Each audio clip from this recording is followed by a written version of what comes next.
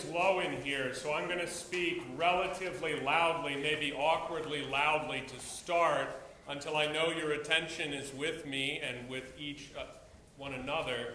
And after that, when I'm assured that we're all still awake, we'll chill out a little bit, okay?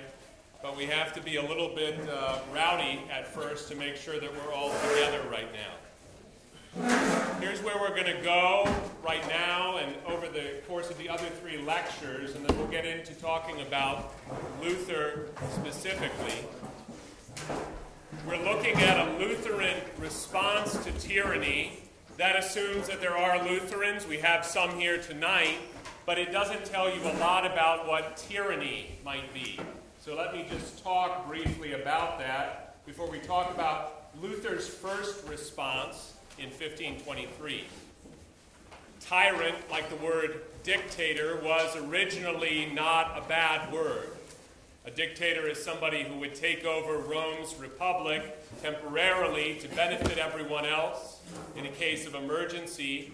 A tyrant was a similar kind of an institution in the Greek-speaking world.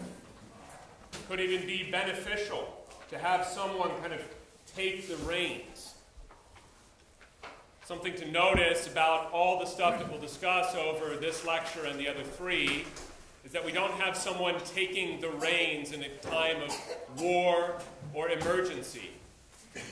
And if there is an emergency, then it may be, and you'll see this especially the closer we get to the present day, especially in the last lecture about what some of our own forefathers in the Missouri Synod said about political emergencies in American history, was that they were largely for the sake of the growth of government. They were not a response to a legitimate emergency, such as, for example, an invasion, which is the usual case for a dictator, for example, to take over in Rome. So if we can say it this way, a tyrant is someone who exercises more power than he is due, probably for reasons that are unjust, even when he bothers to explain them. Even when he bothers, maybe he doesn't bother. Okay? We're going to use that as a baseline, not because I can say it's in 3 Corinthians 4:27 or something, but because when we're thinking about things that are outside, strictly speaking, the domain of theology, strictly speaking, outside the domain of what does the Bible teach, we'll talk about that too. But when we're talking about responses to political or community or social problems, we need to be able to say something, even if it's not as absolutely dead set as what is the atonement, who is Christ, the way we have with biblical revelation. Okay? It's a little bit more of a moving target, but I think we can actually set up a target. That's what we're talking about when we talk about tyranny. Remember especially the concept of power that is his due. Power that is his due. Because something to notice about Luther is that Luther begins to talk about what goes wrong with authority when he, in both church and state, runs into conflict with authority. A Lutheran response to tyranny, we're saying, historically, is always going to come out of something you didn't look for. Something you weren't seeking out. It's not coming out of sheer orneriness. Okay? So we'll see that over and over again, but even especially when we start with Luther, we'll see that he does not seek out the conflicts in which he finds himself in either church or state. So here's how we'll proceed both tonight and also tomorrow throughout the day. We'll first talk about the historical setting of wherever we are, whether Luther or the Magdeburg Confession, its afterlife in the United States, and some of the beginnings of especially our church's relationship to the United States, very rocky in certain ways, and then the 20th and 21st centuries in the 4th lecture. We're going to talk about the historical setting, because we want to know, where are we? What is happening? We're not speaking here of abstractions. Luther doesn't sit down and say, I want to write the book about church and state. I want to write the book about God's kingdom and man's kingdom. Problems come up. The churches have horrible difficulties. He's not sure if some of them will be altogether suppressed, and he must respond. So everything is not relative, but it is situational. It is situational. So we'll talk about the history first. Then in each lecture we'll go into, okay, well, what are the especially theological issues that Christ's people are especially concerned about? Because Christ's people may not be concerned about every historical or political issue. A lot of times, for instance, in our churches, when we have historically said it doesn't matter if you're a Democrat or Republican, you can be a Missouri Synod Lutheran, we weren't talking about, is the church allowed to be open or something? We were talking about taxation rates. Something which you might have very strong opinions about, but I can't open up in the Bible and say you need to have a flat tax, or you can by no means have a flat tax. I can't do that exactly. Okay? But what are Christ's people interested in each of these issues, each of these times, right? And so especially tomorrow night when we come down to our own time, we'll be able to, as you guys especially are interested in contributing, what do you see going on? Okay?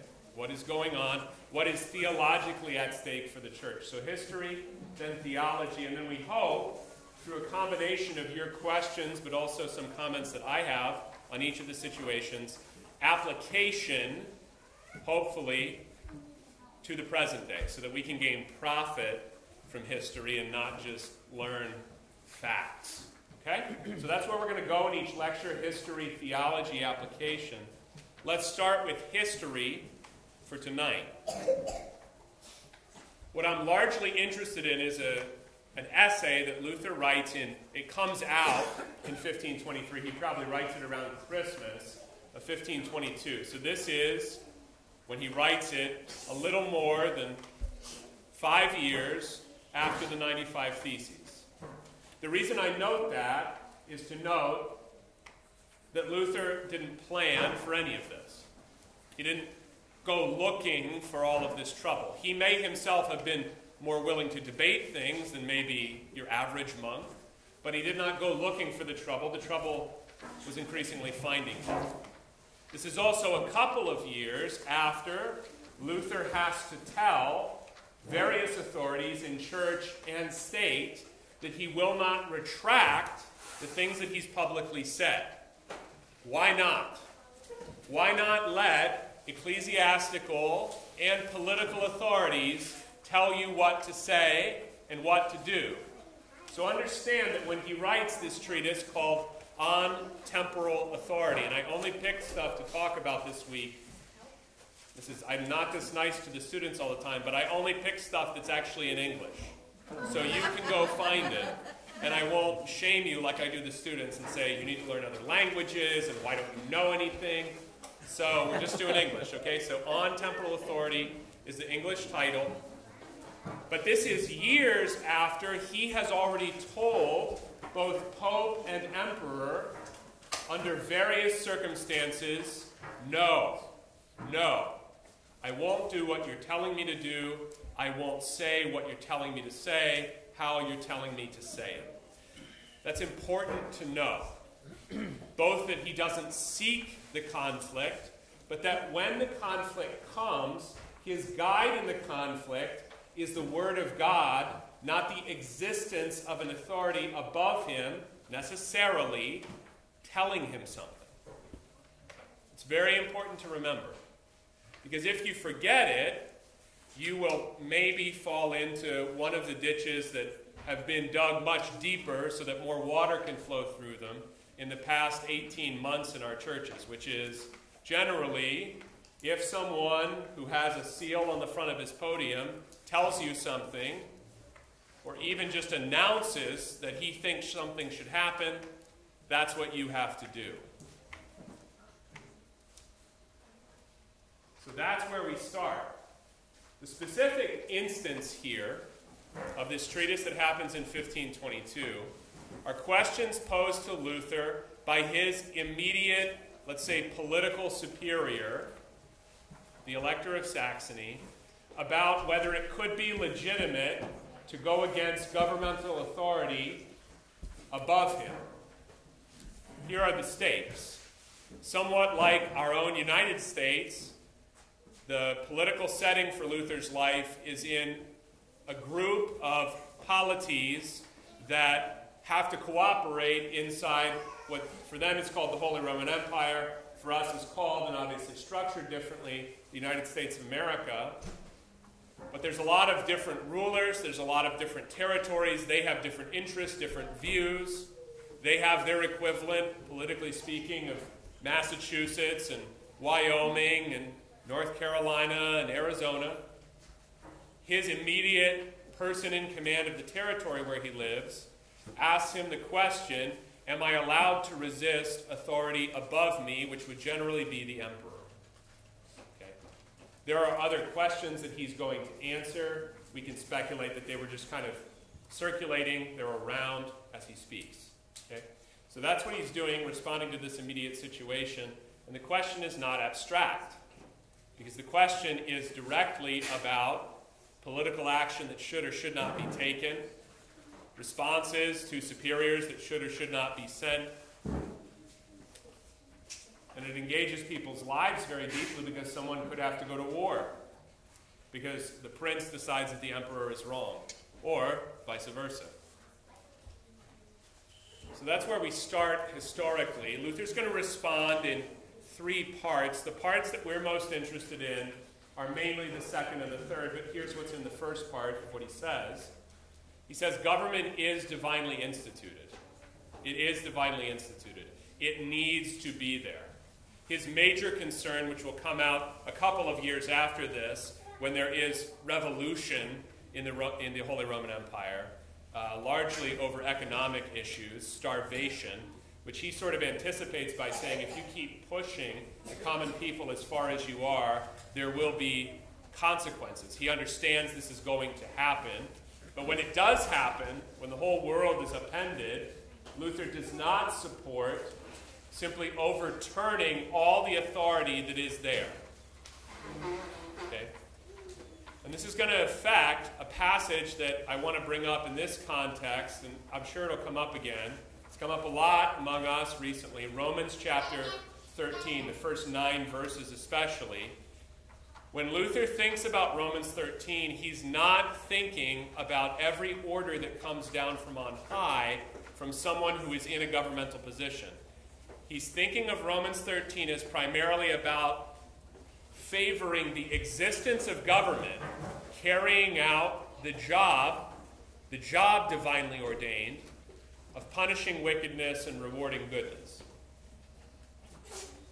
Someone has to do that.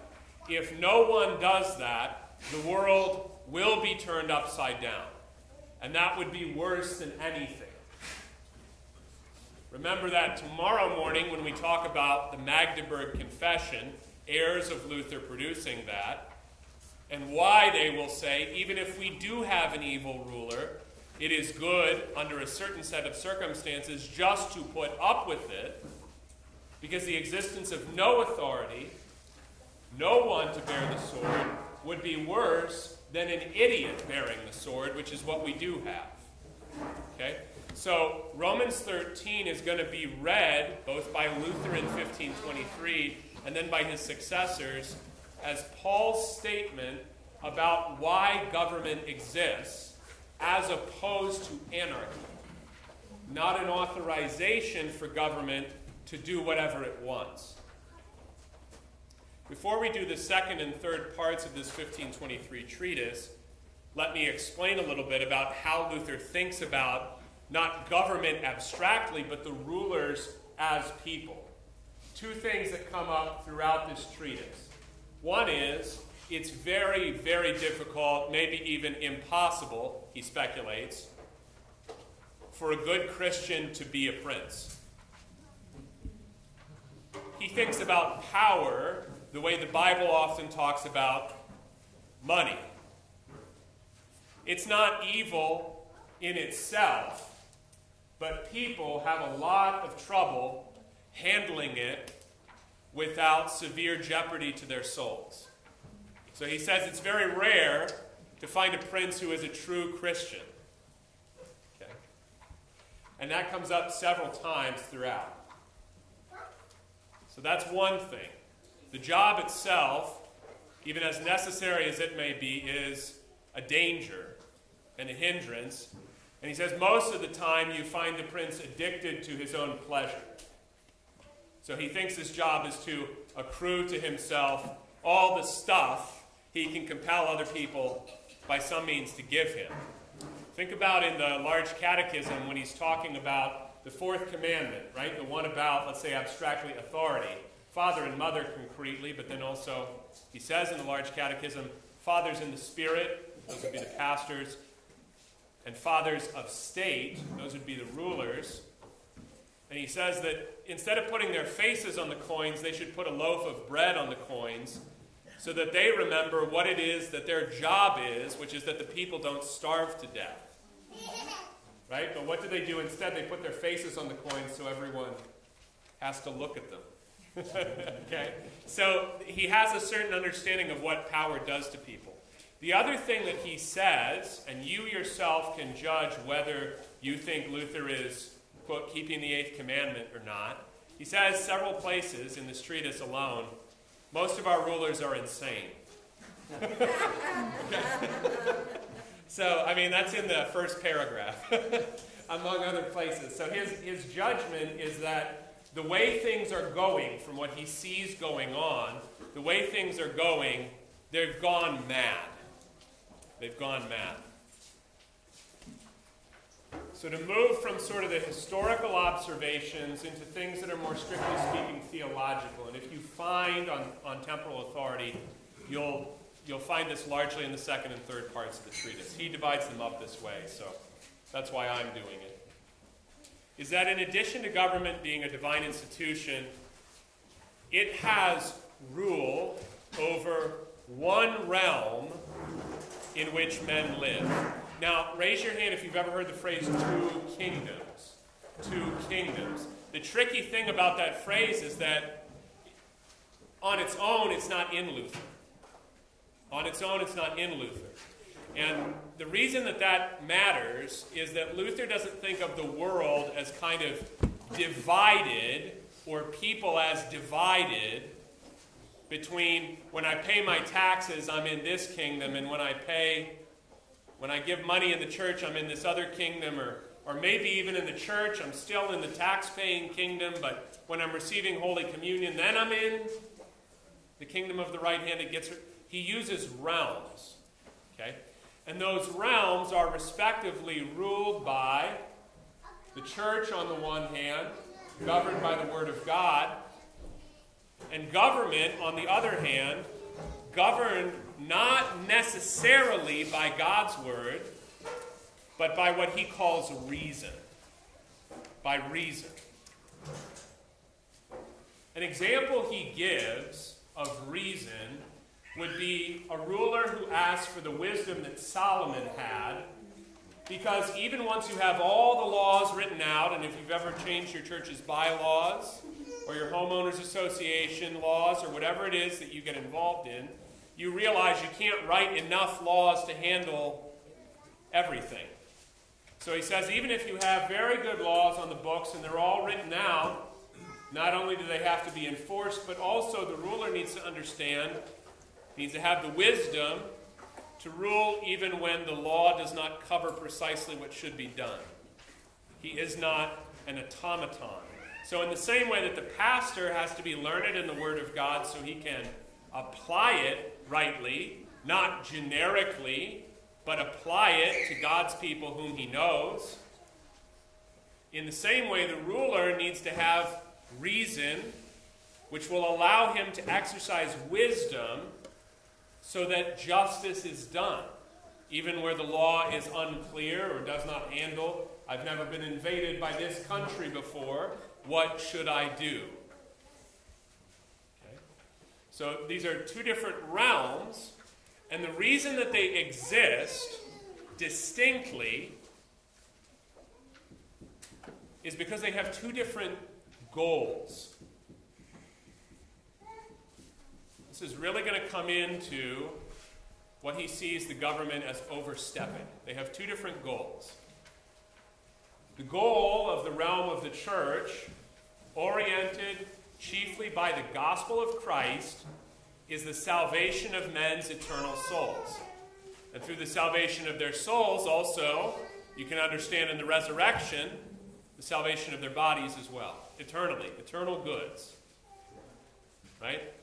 That crown of life which fadeth not away. And that's what the church is oriented toward in every nation. The government is not oriented toward eternal goods, nor can it even sensibly try to govern what is in a man's soul or heart. Luther really uses them equivalently. He says they can control your body, they can tax you, they can take your life, but anyone who tries through outward means to control the human heart, man's heart, will put himself in a frazzle. Because he'll realize, I can't do this. I can even take him and force him into the church building on Sunday morning. It won't necessarily change anything, even if I marched him there in chains. So, both are divine institutions. The church, which none of us was really in doubt about that, but also the government is a divine institution possessing the sword to punish wickedness and to reward goodness. And it's for this life only. It's for this life only. But Luther says the problem that we have is that partly because very few Christians are to be found among the princes, they're not aware of this. They don't follow this. They don't think this way.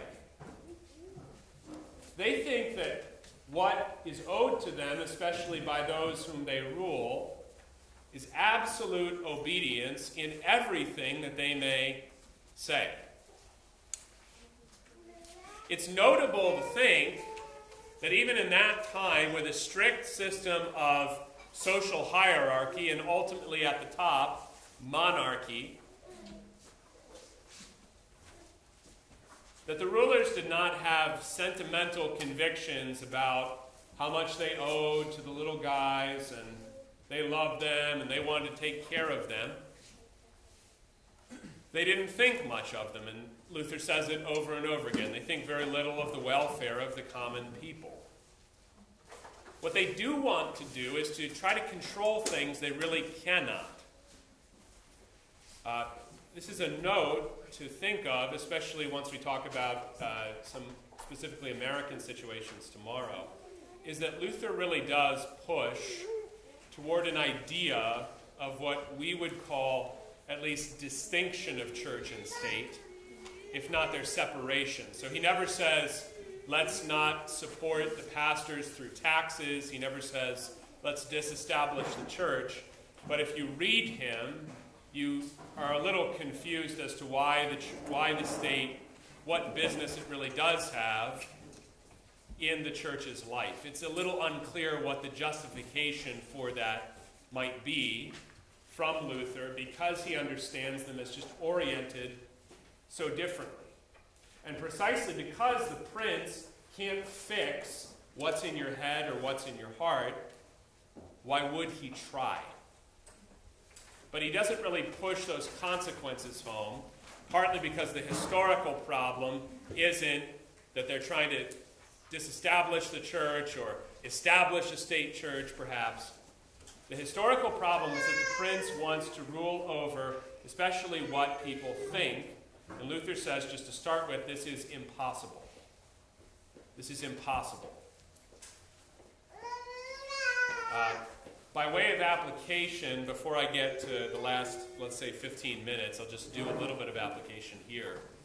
I understand this to be really one of the chief failings of many of our governmental authorities in the present day. They have very little pastoral wisdom concerning what and how people will listen to them. There's a sort of harshness or a harsh tone. This is what I want. This is what I want done. This is how you should do it. There's very little understanding of what would actually convince another person to do something. Because they are accustomed to ruling by force, do this or suffer a legal penalty, do this or, you might have to face some jail time. I think they have relatively little understanding of what persuasion or conviction consists of. And so they speak in a kind of ham-handed way. The way that Luther phrases this in On Temporal Authority is that he sees in his own time a total confusion. That is, they try to rule men's souls with iron, he says. So iron would be the material proper to a sword. And if I'm trying to keep you from stealing, or I'm trying to keep you from cheating your neighbor in business, or I need to keep you from thieving, or whatever it is that your problem is, that the government has actually been set up to take care of, then I should use iron.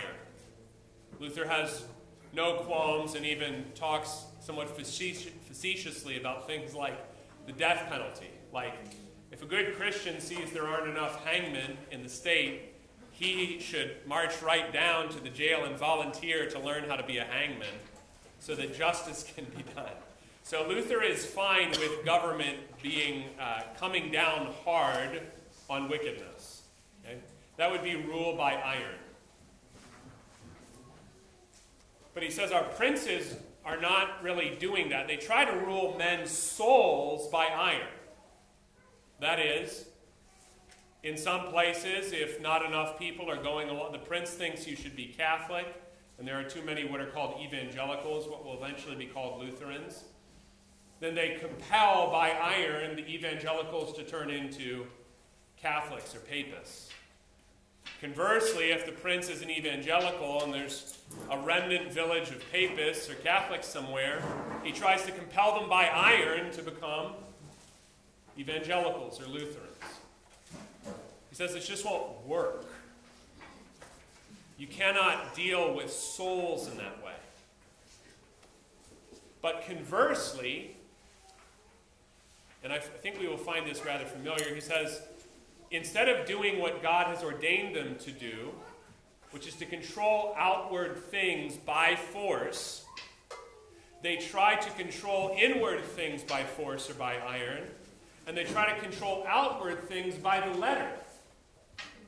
That is, concretely, the guy has stolen from you several times and built a fence, 45 feet onto what is undoubtedly your property, and instead of someone stopping him physically, if you tried to do that, you would yourself be physically stopped. And they just send him a couple letters every once in a while. And he just goes on doing whatever he wants. Does this sound at all familiar? So Luther says this is what's going on in 1522, 1523. They try to rule souls by iron. They want you to agree with them, and they will force you to agree. But on the other hand, if someone's actually doing something obviously wicked, they just ask him to stop. Okay? They try to rule the body by letters when the body should be ruled by iron. Okay? So you have this dichotomy of iron and letters, right? And so notice how these aren't two separate realms. The church doesn't live in two separate, worlds, let's say, but that God has ordained one thing for the good of the body and the things of this life. Okay? That's what we would call the government. And they need to rule by iron, and they're not. And the church should rule by the letter, that is by persuasion, so that the soul can be changed through the Word of God. And they're trying to rule souls by iron in collusion with the government. So another takeaway, besides the fact that the realms are not really separated but interlocking in many points, is also that when there is confusion in one, confusion in the state or confusion in the church, there will necessarily be confusion in the other about what it's doing.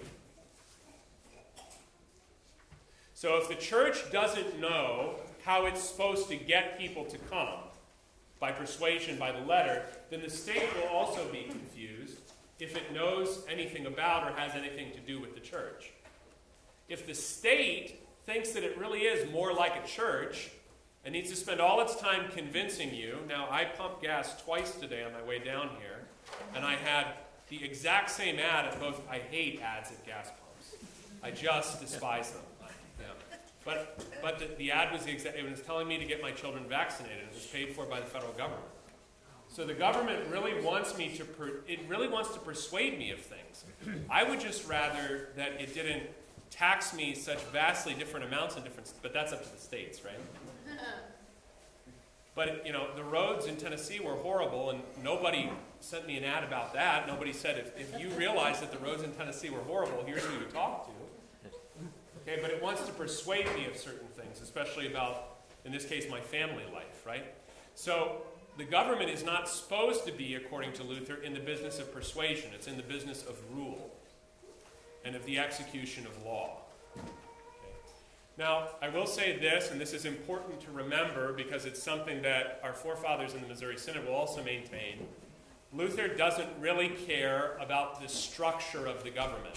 He cares about the function of the government. So he doesn't really discuss, for instance, in the Holy Roman Empire, you have what are republics in different cities especially. You have largely things that are aristocratic or monarchic. The structure doesn't matter. For him, it's the function. Is it carrying out its divinely ordained function? And how do I answer that very obvious biblical question? Is wickedness being punished and is goodness being rewarded and promoted? How do I know that?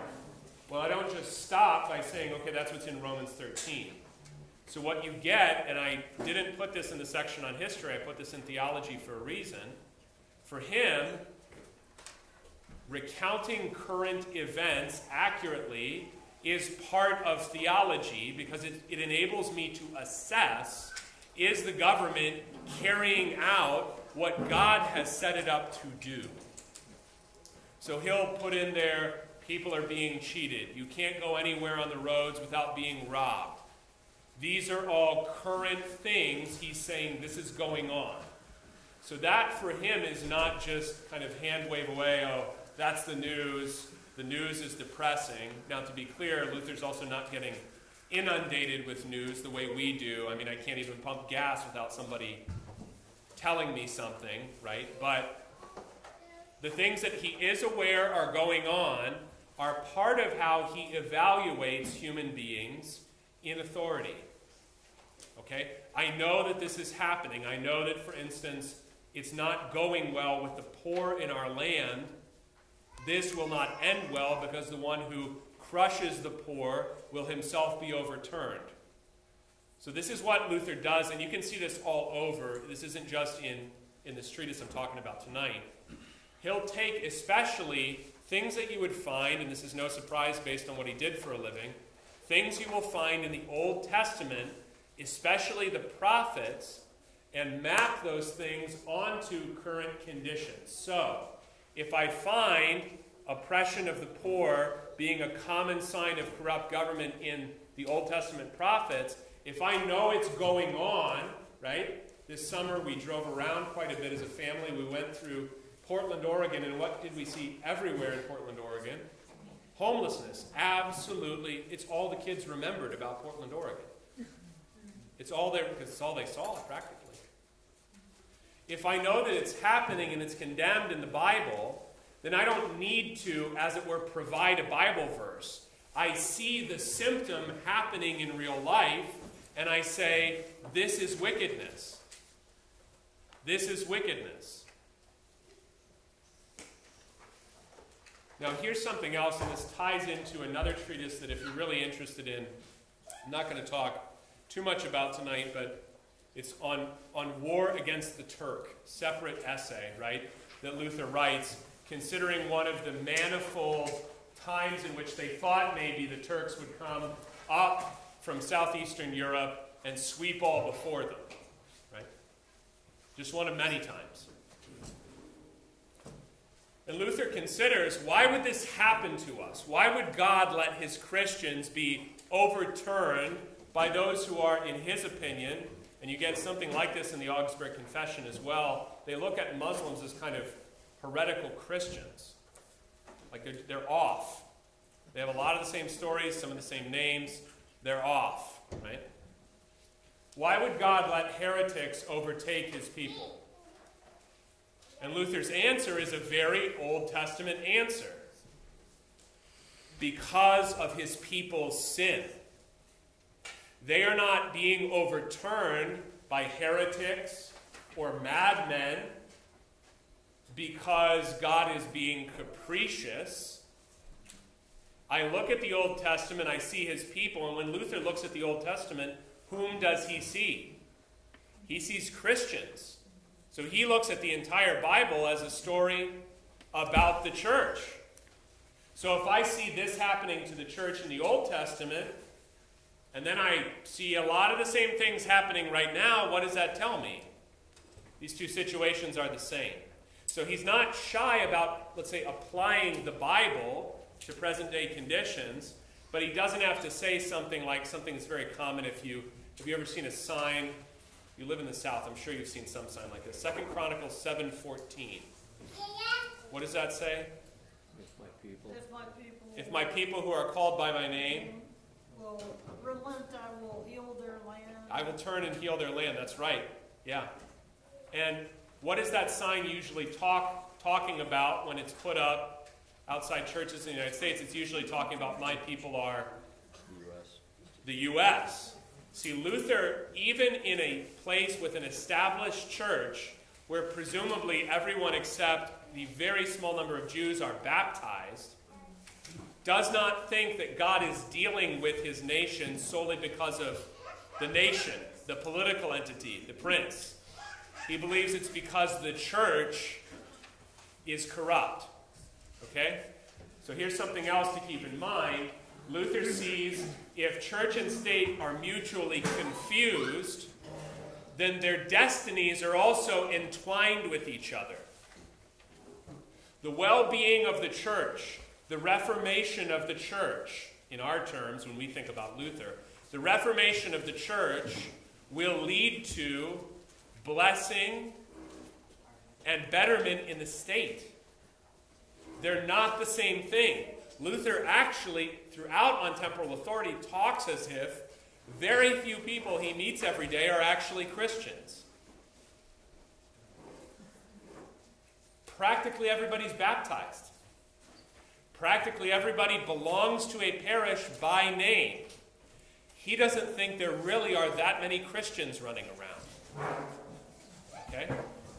But if God wants to punish Germany or Austria or France via the Muslims, then that will be because of the infidelity, not necessarily of Germany or Austria or France as such.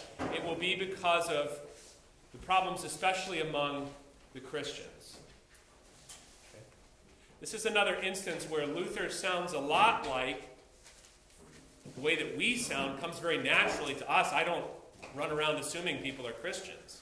I certainly don't run around assuming that they're confessional Lutherans or something.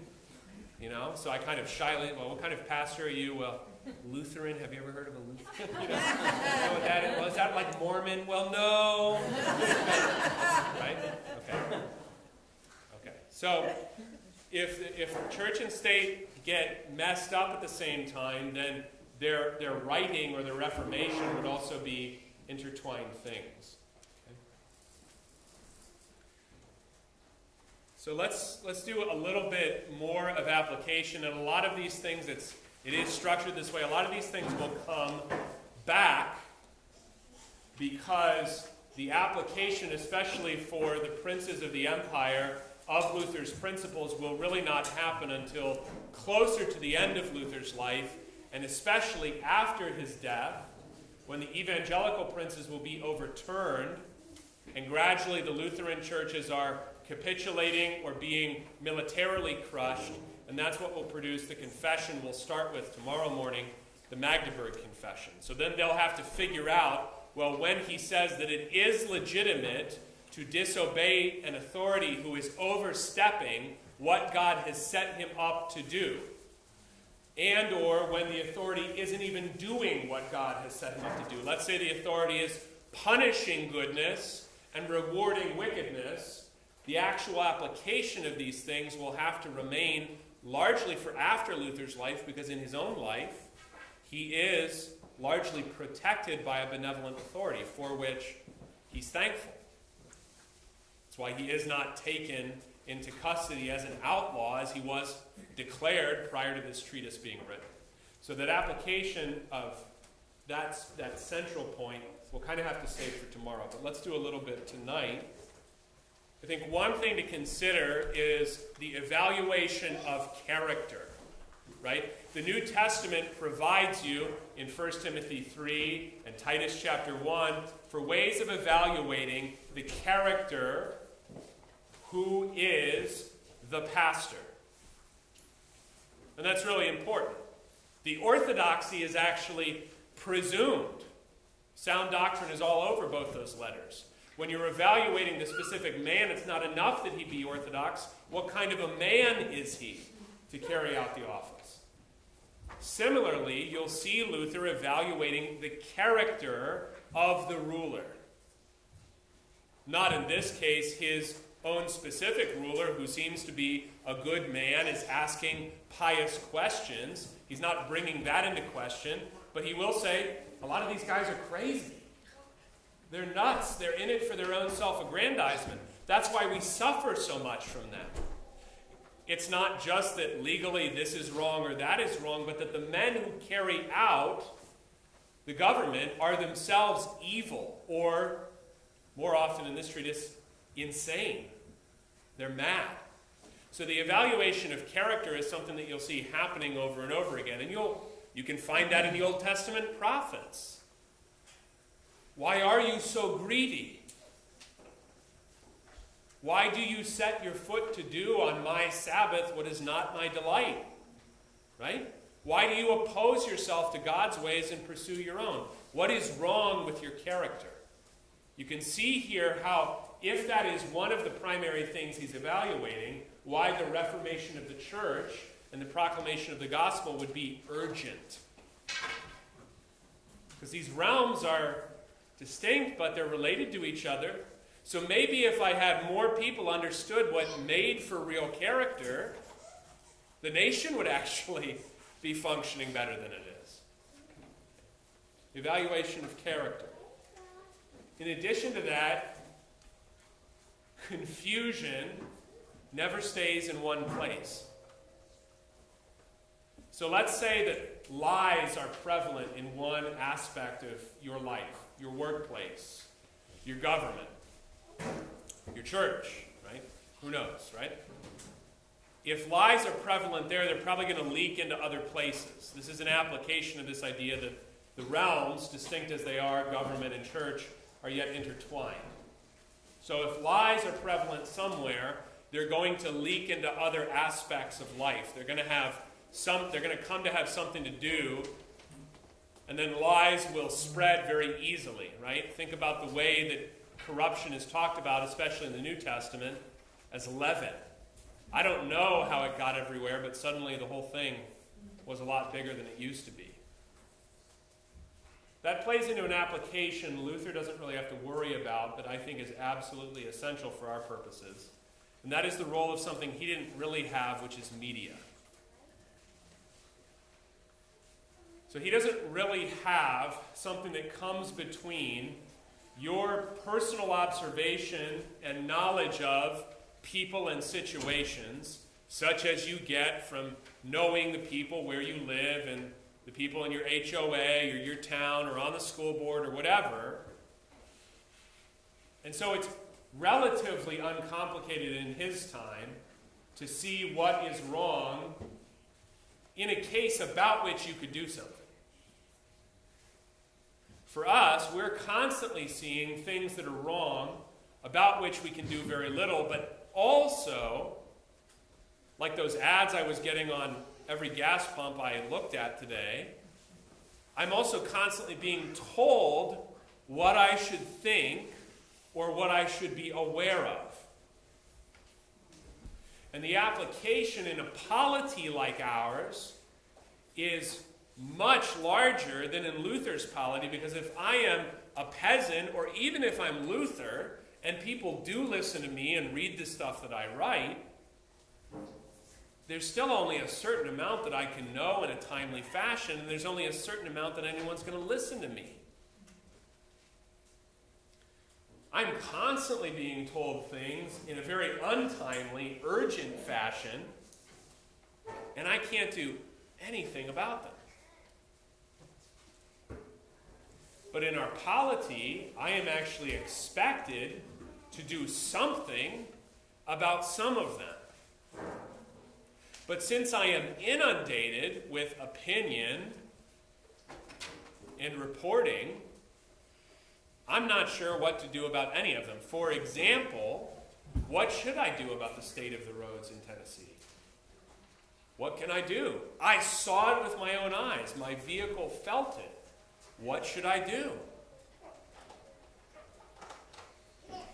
And the media is constantly coming in between us and the things that we observe and the people that we know, and informing us, as it were, about what is happening and how I should think about it.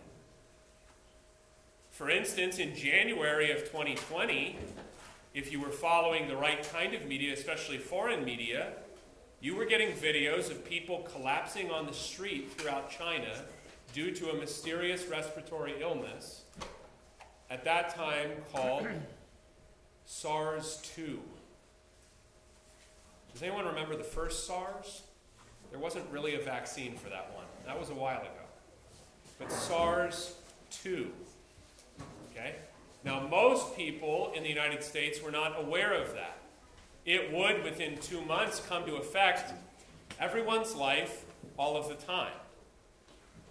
But the media wasn't talking about that. Does anyone remember when you were hearing about how this was spreading, but you shouldn't go out and buy a mask? Does anyone remember that? You can find the clips online. It's very easy. And Nancy Pelosi was in Chinatown in San Francisco, and she was telling you need to... Yeah, don't be racist, right? Don't shy away from Chinese people. You should go to Chinatown and have dinner, and it's going to be wonderful. These are all things, because of the wonders of the internet, you can go find for yourself for a laugh at this point, okay? But all of this was going to affect us very soon, but we were not being told how or why it would affect us in the ways that it would. The media is incredibly powerful, and it doesn't exist in Luther's time. Also, people are not expected, everyday people like you and me, are not expected to make urgent political decisions. No one's telling them that they elect what used to be called the leader of the free world. So we have vastly greater responsibility with vastly more confusion about how we should exercise that responsibility. Because our last application is this, and then I'm happy to take a couple questions before we wind up here at 8. When Luther thinks about how to rectify church or state, he talks about calling, or in Latin, vocation, right? Vocatio, strictly speaking in Latin, we use the word vocation. And so what he says by this is, for instance, he says, is the fact that Jesus wasn't married, wasn't a farmer, wasn't a hangman, and wasn't the emperor, does that mean that it's not okay to be married, a farmer, a hangman, or the emperor? No. Jesus carried out his calling. That doesn't mean that the only valuable calling is to be a minister, which is the calling that he was in, Luther says in this treatise. So if I have a calling to do something, then I should exercise that calling. We'll talk more about this tomorrow, but I'll say it just for this purpose right now.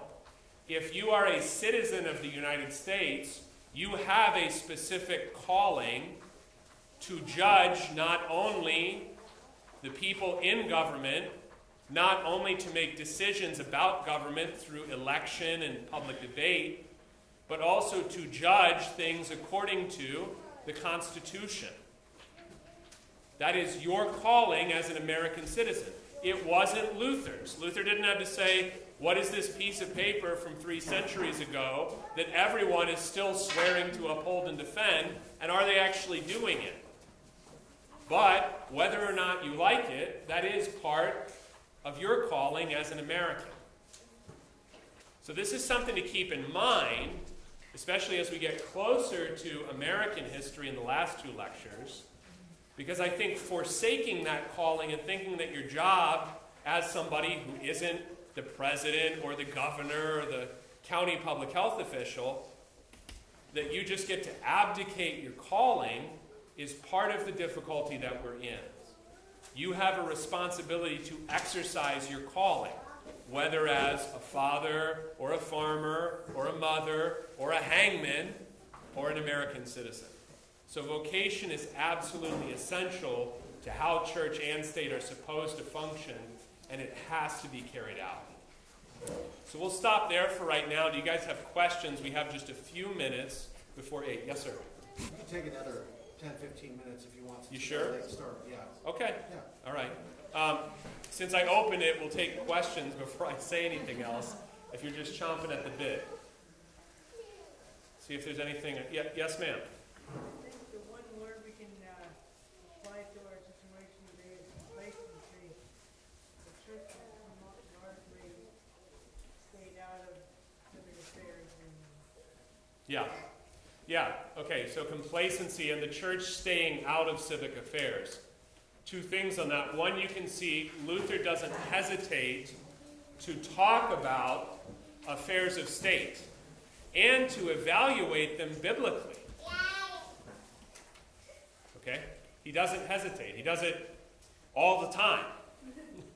Reading the things that he sees and has heard in terms of the Bible that he knows.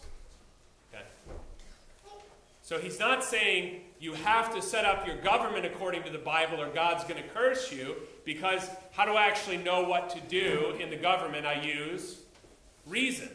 That's why he says there could be a Turk who was good at government because he would be using human reason. Probably wouldn't be good for our souls, but maybe he would be better at enforcing the laws against my neighbor building his fence on my property than my supposedly Christian prince. Okay? But just because this life can be understood through reason doesn't mean that I can't evaluate what is going on, even in affairs of this life only, in a biblical way, based on the Bible that I know. Complacency goes beyond that, and I'm glad that you chose that word, because I see that also in the church's attitude toward things like the spread of the gospel. Okay? The church is complacent maybe because it believes, unlike Luther, in his state church situation, with practically everybody baptized, Luther didn't assume that everyone was actually a believing Christian intended for eternal life. Often we reveal by our actions, by our complacency, that we must presume that people are, because we're not that worried about it. Similarly, in civic affairs, I think we presume that we will continue to have really the one thing that the very first generation of the Missouri Synod speaks positively about America. They're generally extremely judgmental about America, and they obviously don't fit in. They live in Germany, right? So they don't care what's going on outside of that. But the one thing that they do give thanks for about America is that you can practice your religion. And I think that partly because we faced relatively few challenges to that, and the challenges that I will talk about that we did face were so long ago, we pretty much forgot about them. We thought it would always be easy to carry out church in the way that we need to. For example, we can't really exist as Lutheran Christians we can't exist in online church. We can't. That's just not church.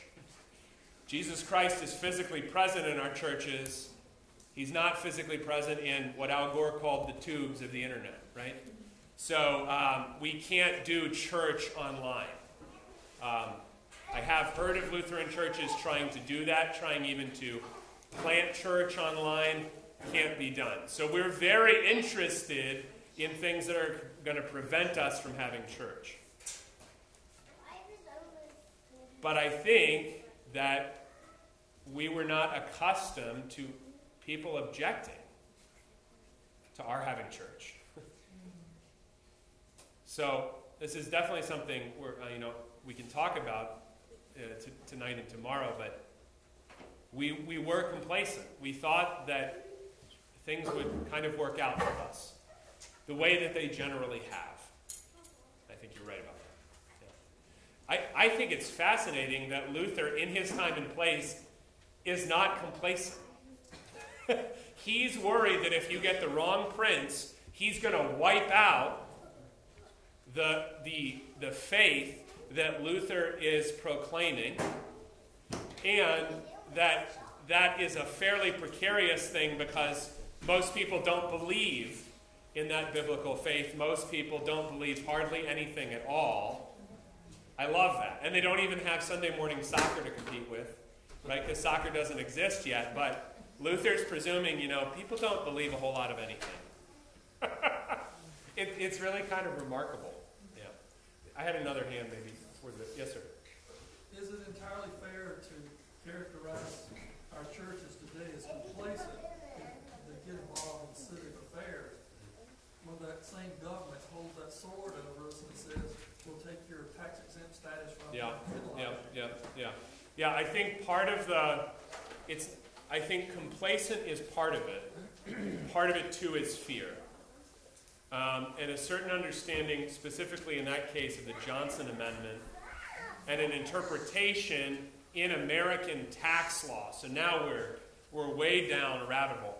But a certain interpretation of how the IRS will enforce this, and noting really that usually only goes one way, right?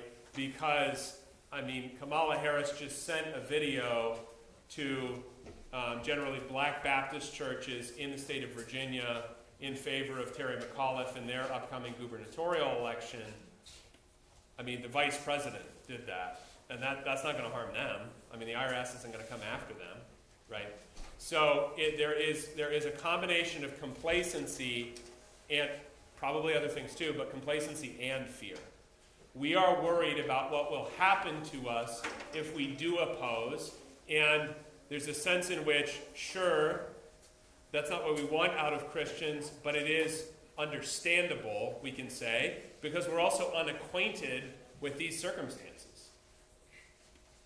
I don't really think anybody was envisioning right after, September 11th, 2001, that there would be more mosques in the United States 20 years later than there were then, easily. And in addition to that, churches would have to be in fear of legal punishment from the government. I don't think anybody thought that, and that's within almost everybody's living memory. So there's complacency, there's also fear under unprecedented circumstances. Yeah. Other thoughts or questions right now? Well, go ahead. I just have a comment on Yeah. that because, see, I would say bring it. Mm-hmm. I'm not going to kowtow. Mm-hmm. Yeah. I'm going to talk about Jesus. I'm going to talk about the Bible. Mm-hmm. I don't care what has threatened me. I don't care what has threatened my church. Yeah. And that's where I think people get complacent. They're afraid to stand up. They don't want to be the odd man out. Yeah, and I think in this case the phrase living memory is important because not only was there, difficulty for various religious groups in American history, not so much for Lutherans, but, Baptists were jailed in Virginia because the state church was Anglican in colonial times, and they were all put in jail, okay? So it's not like things like this haven't happened on American soil before. It's partly that it hasn't happened in our church's history largely, But even more than that, for all kinds of churches, it's that it hasn't happened in living memory. The only church that really has a living memory of these things is the Amish church, where in various states they were jailed for not sending their children to public school. The fathers were jailed under truancy law. Okay? But other than that, and you know as well as I do, that if a church doesn't have a living memory of something, it doesn't matter if it did happen in the past.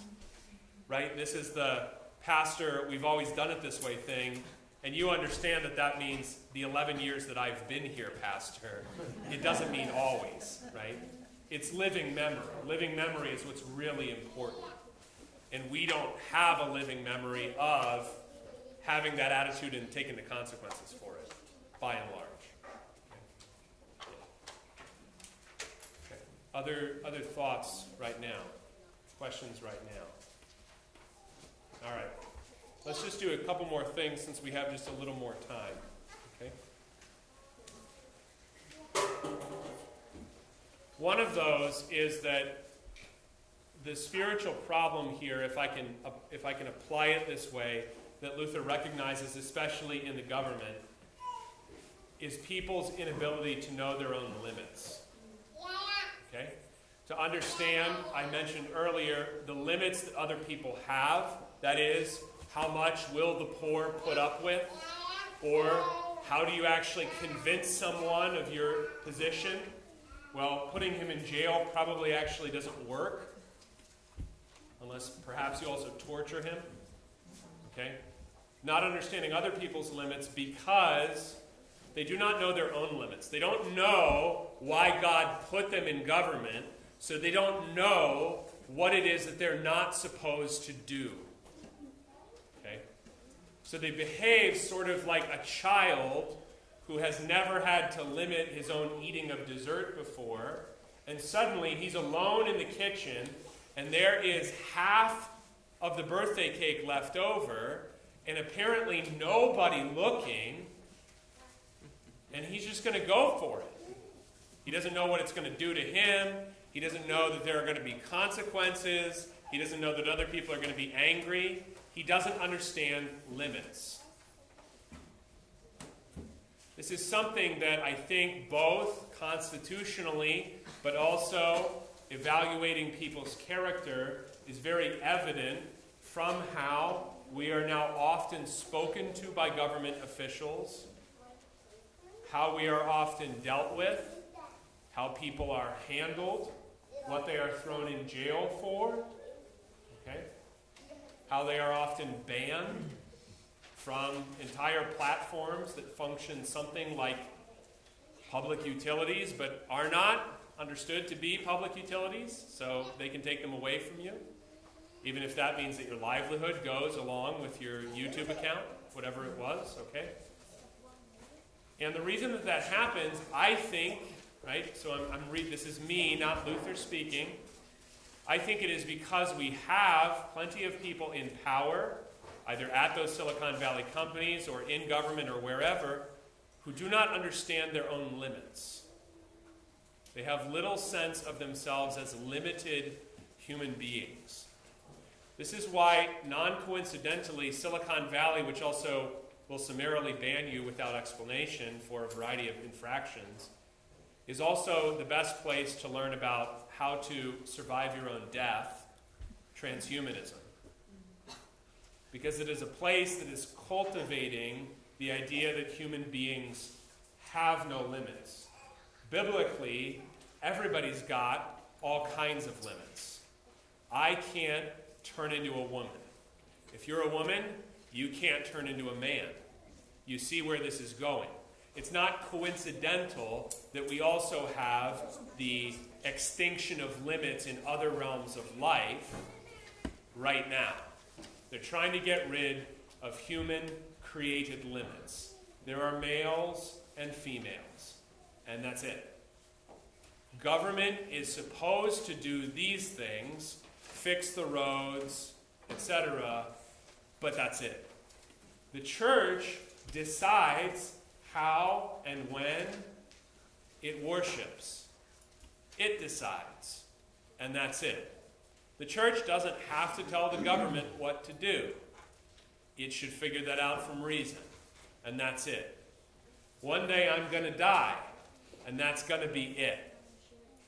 So I need to understand myself as a creature of God, accountable to God, because He's in charge and I'm not. The more that breaks down or has already broken down, the more dysfunction that there will be in all kinds of realms of life. Because there are many, many human beings possessing zero humility about really anything. Okay? So that is also why you get pronouncements about how you should think about the Bible, which then gets parroted inside the church, even though the interpretation of the Bible came from the media. That's why. Because they don't hesitate to speak concerning things about which they know nothing. Because they are at least potentially experts on everything. This is, I think, the nature of the madness of which Luther speaks, and I'll wrap up here. I don't think he means that people are stark raving mad, running around screaming their heads off or something, necessarily. They may appear calm and collected behind their podiums. Their madness consists in not knowing that there are limits, that they have limits, and that God will, if man will not, enforce those limits on individual lives, on groups of people, on nations, on governments. And that's really the role that Luther understands the Turks to potentially be playing, along with other problems. If you won't repent with an understanding of your own limits, God will enforce the limits for you. And it will be much nastier than if you had repented. And you can see here how he's always integrating what he's saying, not merely politically. Luther doesn't give them specific advice. This is how you should govern this town and fix the roads over here. He's not doing their calling for them. But he is doing his calling as a Christian and as a minister to say, I know from Scripture that God enforces limits. So watch out, because he might have to enforce them on you. We'll stop there. Thank you very much. Let's head over to conference.